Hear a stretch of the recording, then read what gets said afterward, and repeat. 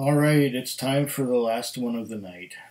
I started out with a Old Overholt 3-year-old Kentucky straight rye whiskey.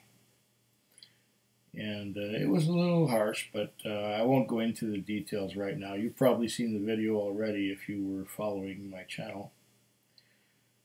Following that, I had, what did I have now? Oh yeah, Bowmore 18. Bowmore 18, beautiful dram. Nice, bottled at 43% alcohol by volume. Not too strong, not too weak, just right. It's in the Goldilocks zone. I like that stuff a lot. Then I had my Bourbon Infinity bottle, just to make room for the Old Overholt to go into the Bourbon Infinity bottle. So I had a bit of my Bourbon Infinity bottle. Very nice. Following that Bourbon Infinity, I had a Rock Oyster, the Douglas Lang's Rock Oyster, and that's an island blended malt. That was very good too. And now I am on to my fifth and final whiskey of the night. This one here I have been looking forward to for a very long time. I'll tell you the story. I had been to a whiskey festival back in 2015, or was it 2016? And some guy said, "You gotta try the name of this whiskey, Flaming Heart." And I never got to that table where they had the Flaming Heart because probably the Flaming Heart was all gone. This is from Compass Box. Now, I'd never seen this on the shelves anywhere until almost a year ago. I was at the Beverly Corners liquor store in Duncan, British Columbia, and I had picked up a bunch of whiskey after going to the Cowichan Valley Whiskey Festival. And that's happening next week from where I'm sitting. Right now it's the 9th, and that will be, well, a week from now. The 16th? 16th of March. So a whole year has gone by since I saw this on the shelf. And I thought, wouldn't it be nice to have one of those? But I bought all these other whiskeys, and that's all I could afford at the time. I think I brought 8 bottles home.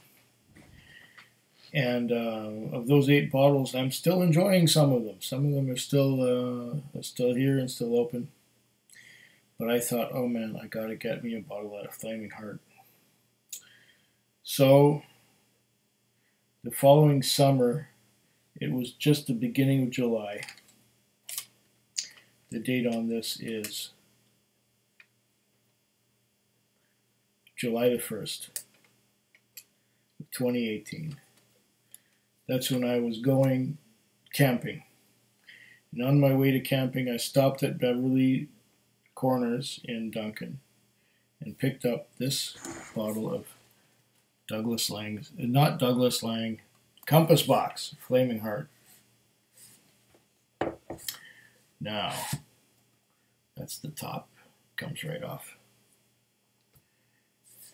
And here's the bottle. Oh, it's stuck in there nice and tight. I have not opened this up yet. This is the first time I'm ever opening. Whoa, there we go. There is the bottle of Flaming Heart. Okay, this is the first time I've ever opened it. It has a foam thing on it. Wow. Okay. Now this is something special. I've been wanting this for quite some time. And last summer I bought it, but I haven't opened it yet because I open things in the order in which I get them, more or less. Like if I'll have something peated and bottled at 50% alcohol by volume, and I bought another bottle that was like 45% alcohol by volume, I will drink the 45% first before the 50%. This one here says it's 48.9% alcohol by volume. So that's more than the 46.8% rock oyster that I had last. And is it 700 mils? Yeah, 70 CLs, product of Scotland. What I'm going to do is pour one of these first. Then I'm going to read what's on the box and on the bottle and let you know what it says. Okay. Here we go. This is where it loses 90% of its value. Come on. There it is. That pop. We have a clean Glencairn. And there we are. Flaming Heart. Ah, yes. Okay. Now. Oh, gold lettering on a black background. Limited release of 12,060 bottles, bottled July 2015. Oh, so this goes back. For this, our 15th anniversary edition of Flaming Heart, we once again combine the rich, bold spiciness of malt whiskey aged in heavy toasted French oak barrels with the evocative smoke of heavy peated malt whiskey to create something truly unique in the field of Scotch. It's this interplay between spice and smoke that we feel make Flaming Heart such an appropriate name for this whiskey. Its huge, layered, long-lasting mouthful of a whiskey to enjoy late into the night. Bold, rich, sweet with a wisp of bonfire smoke, in a word, decadent. For full sourcing information and tasting notes, please visit www.compassboxwhiskey.com. Flaming Heart, Compass Box Scotch Whisky Maker. We are Scotch whisky makers. As such, we feel the obligation to ask questions that in many cases nobody else considers, to explore everything that Scotch whisky could be rather than settling for what it already is. We believe Flaming Heart represents an excellent example of our approach. John Glaser, signed. Compass Box Whisky Co., 24 Great King Street, Edinburgh, Scotland. CompassBoxWhiskey.com. 24 Great King Street, Edinburgh. I might go visit them. That'd be cool. Product of Scotland. Limited edition. And so on and so on and so on. But wait, there's more. There is stuff on here. Maybe it's the same. For this, our 15th anniversary edition of Flaming Heart, we once again combine the rich, bold spiciness of malt whiskey aged in heavy toasted French oak barrels with the evocative smoke of heavy peated malt whiskey to create something truly unique in the world of Scotch. It is this interplay between spice and smoke that we feel makes Flaming Heart such an appropriate name for the whiskey. I've read this already. Yeah, I have read this already. Once again, here is the bottle of Flaming Heart. And here is my dram of it.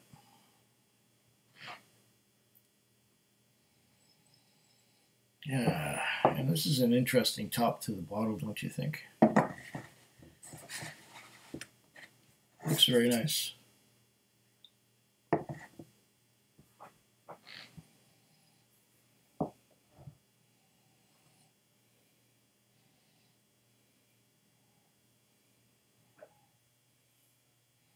I thought this would be more sherried.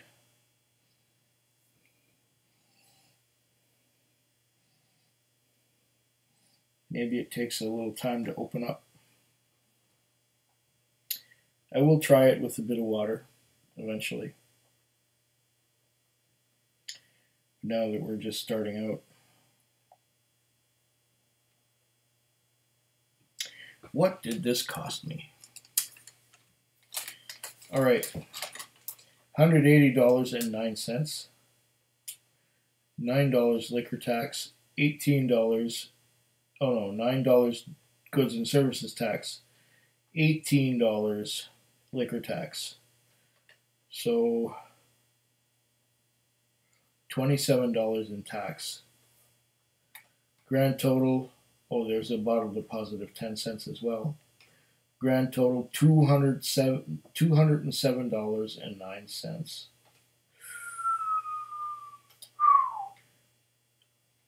$207.09. Non-age statement. Blended malt whiskey. I don't even know what's in here.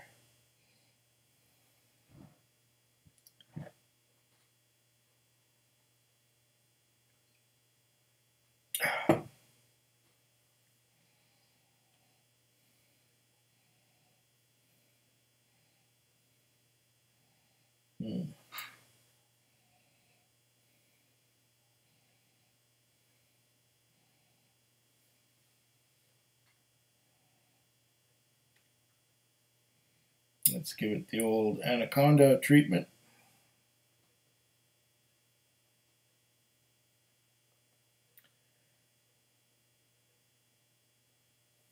Once we've done that, let's see if we can detect any legs coming down. Oh, yeah. There are legs coming down. Slowly, slowly. Very slowly from the top. You can see the drops starting to come down. Delicious.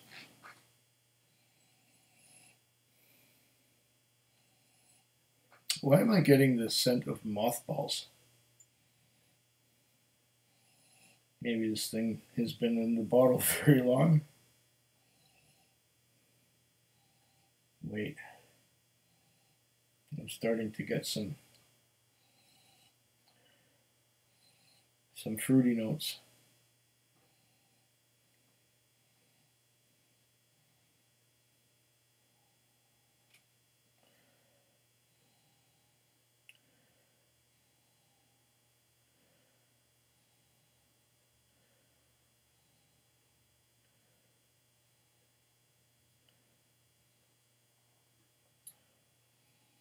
Some fruity notes.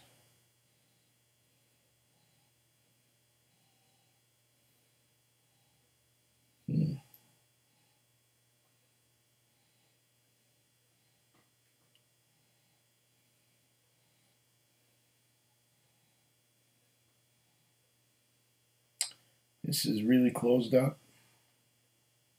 I'm not getting much at all on the nose. Maybe I should leave it open for a while. There's non-age statement, so I don't know how old it is. High ABV, well, 48.9. That's a little high, but I've had things that had a lot more scent with higher ABV than this. Notably, the 15-year-old Glenfiddich that was bottled at 51% alcohol by volume, if I recall.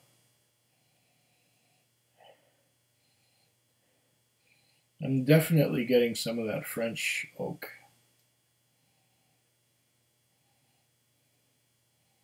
That's mostly what I'm getting now, some fruitiness and French oak. That kind of Sauternes cask thing going on here. And I love Sauternes cask finishes. Yeah, I'm getting that, definitely. Okay, I'm gonna taste it.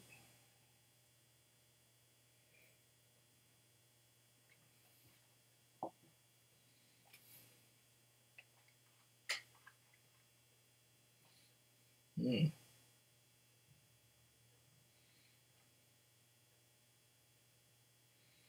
Mm. Wow.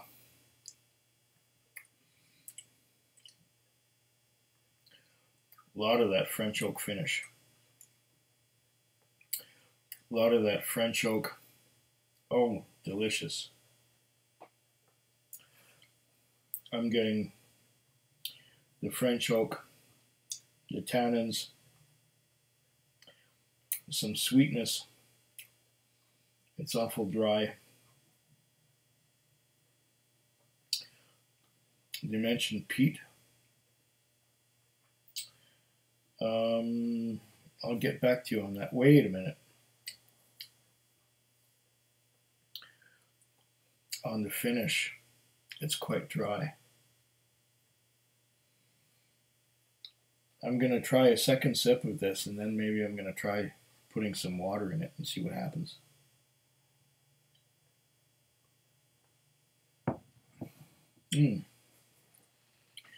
This is a blend.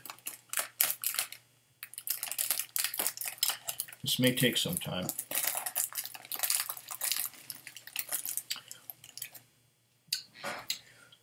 I'm getting a kind of perfumey note. It's kind of floral. It's just on my tongue right now. Weird. Weird, but pleasant. Let me take some oat cake and see what happens.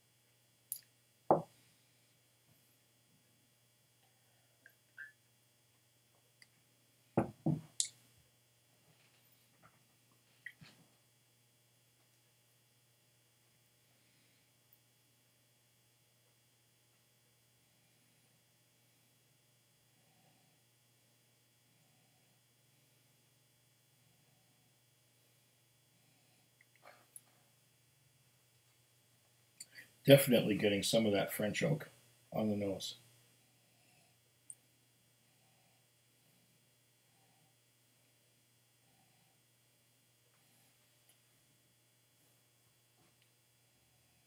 There's quite a bit of subtlety involved here. Some French oak, some pears. But then when you put it in your mouth, it's an explosion. It doesn't smell like much to begin with.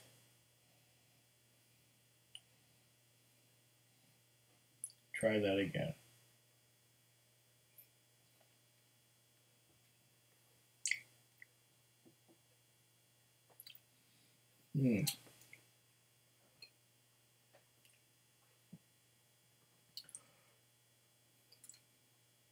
That French oak is everywhere now.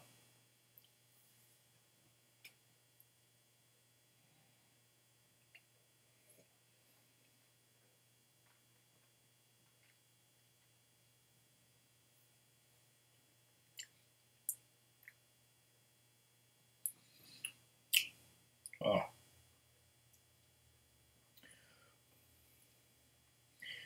Pears and spice. The spice from the French oak. Oh, amazing. And tannins from the French oak. Tannins, spicy. Nice and spicy. It mentioned something on the box about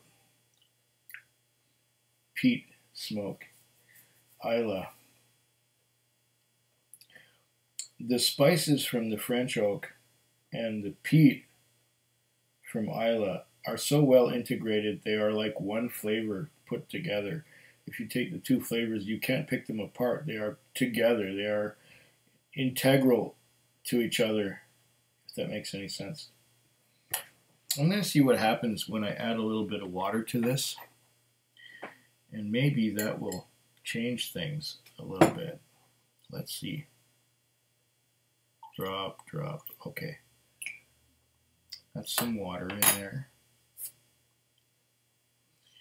Let me have a wait a minute. Yeah, I'm getting the spices from the French oak, and I'm also getting, now I'm getting some, excuse me, peat smoke, and the two are so closely blended together that it's like one flavor. But now I'm getting, it's getting a little smokier on the finish, on the aftertaste. Wow. Mm.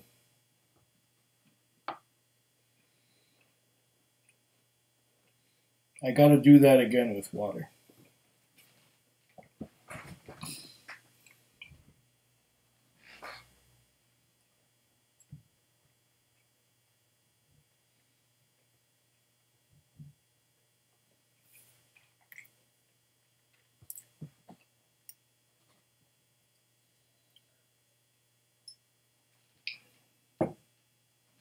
So here I was leaping to conclusions before the final taste came in.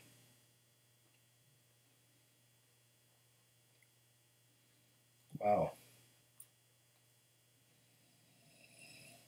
Okay.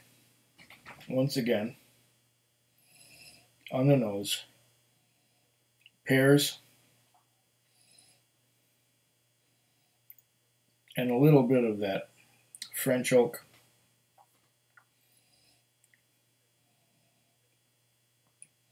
I can smell the French oak on this, being a Sauterne cask fan.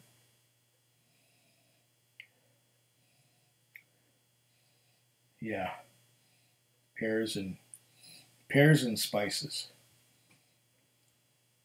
The spices coming from the French oak. Now, that's mostly what I get. Pears and spices. But nothing is overpowering. Everything is just in its place. Now,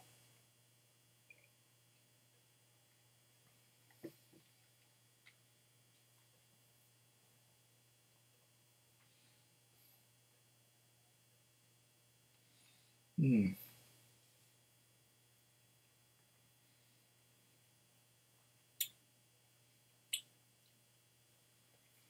Mm.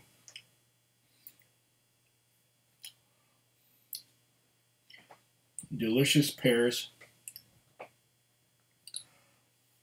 with a hint of spice, and spice now coating the tongue all the way from side to side.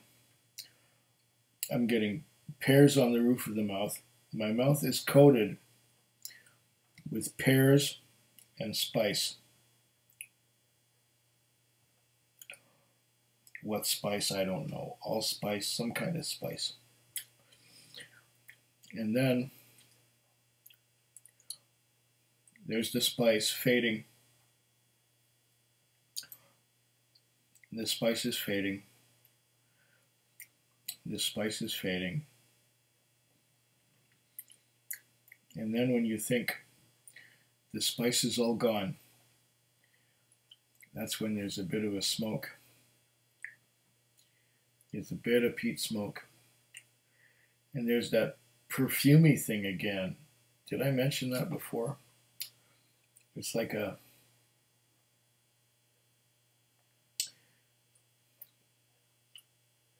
it's like the smoke is just doing its fading away. And as the smoke fades, there's this little perfumey thing that comes in. It's a little floral note at the very, very end. And now I'm getting, yeah, fading peat smoke. I got that perfumey thing already, and now it's just dry and the fading peat smoke, and it hangs on and hangs on and hangs on for a while. And this was with water added. This is good stuff.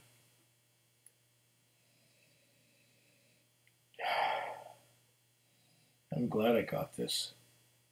It's worth every penny of $207.09. Canadian, that's CAD.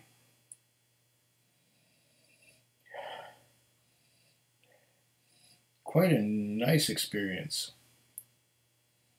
Quite a different experience from anything I'd had before. I was expecting more peat, but the peat is very subtle. And mostly what you're getting is the spices from the French oak and pears.